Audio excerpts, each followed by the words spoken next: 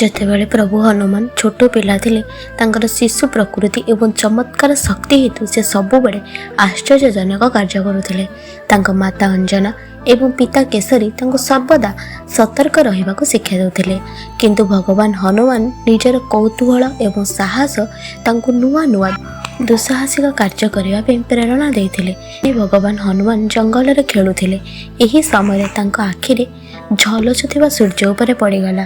ସେହି ସୂର୍ଯ୍ୟ ଉଜ୍ଜ୍ୱଳ ଏବଂ ଗୋଲାକାର ସୂର୍ଯ୍ୟଙ୍କୁ ଦେଖି ସେ ଏକ ବଡ଼ ମିଠା ଫଳ ଭାବିଥିଲେ। ତାଙ୍କର ଭୋକ ମେଣ୍ଟାଇବାକୁ ଏବଂ ଫଳର ସ୍ୱାଦ ପାଇବାକୁ ଇଚ୍ଛା କରି ସେ ସୂର୍ଯ୍ୟଙ୍କୁ ଖାଇବାକୁ ସ୍ଥିର କଲେ। ଭଗବାନ ହନୁମାନ ନିଜର ଚମତ୍କାର ଶକ୍ତି ସହିତ ଉଚ୍ଚକୁ ଡେଇଁ ଆକାଶକୁ ଉଡ଼ିବାକୁ ଗଲେ।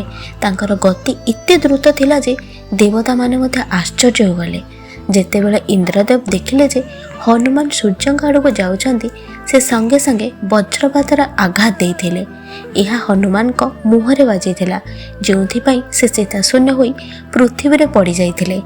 ଭଗବାନ ହନୁମାନଙ୍କର ଏପରି ଅବସ୍ଥା ଦେଖି ମାତା ଅଞ୍ଜନା ଏବଂ ତାଙ୍କର ସମସ୍ତ ବାନର ସେନା ଦୁଃଖିତ ହେଲେ। ଏହି ଘଟଣା ଯୋଗୁଁ ବାୟୁଦେବ ମଧ୍ୟ କ୍ରୋଧିତ ହୋଇଥିଲେ। ବାୟୁଦେବ ସମଗ୍ର ବିଶ୍ୱର ବାୟୁ ପ୍ରବାହ ବନ୍ଦ କରିଥିଲେ। ସାରା ବିଶ୍ୱ ଚିତ୍କାର କରିବାକୁ ଲାଗିଲା।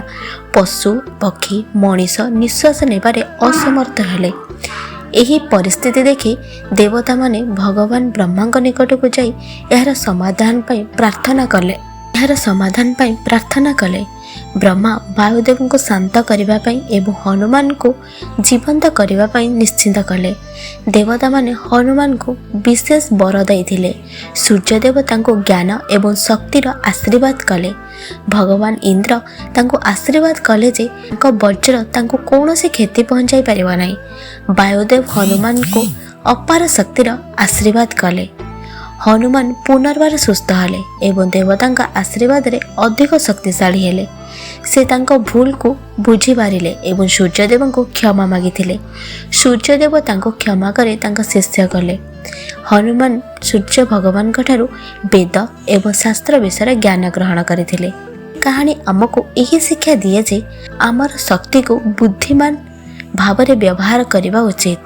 କୌତୂହଳ ହେବା ଭଲ କଥା, କିନ୍ତୁ ଏହାକୁ ଅନୁଶାସନ ଭିତରେ ରହି କରିବା ଉଚିତ।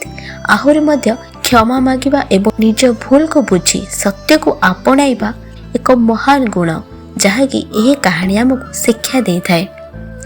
କାହାଣୀଟି ତୁମମାନଙ୍କୁ କେମିତି ଲାଗିଲା କମେଣ୍ଟ ମାଧ୍ୟମରେ ଜଣାଇବ। ଜୟ ହନୁମାନ।